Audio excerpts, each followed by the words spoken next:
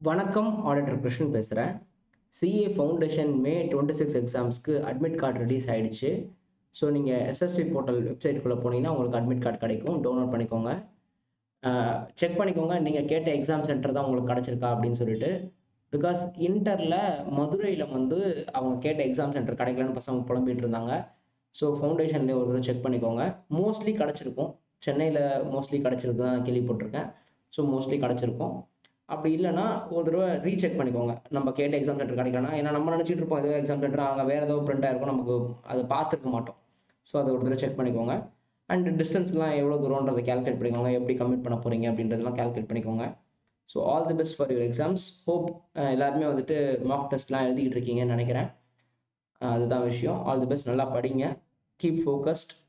தயவுசெய்து தான் கூட்டமான இடத்துக்கு போகாதீங்க. ஃபீவர், கோல்ட்லாம் வர வச்சுக்காதீங்க. வெளியில சாப்பிடாதீங்க. கொஞ்ச நாளைக்கு ஒரு 2, 3 வாரத்துக்கு வெளியில சாப்பிடாதீங்க.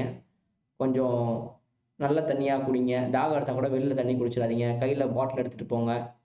இதெல்லாம் சில சில சின்ன சின்ன டிப்ஸ் எக்ஸாம்க்கு முன்னாடி. அப்புறம் கடைசியா கடவுள சொல்லி ஒரு பிரயோஜனமும் இருக்காது.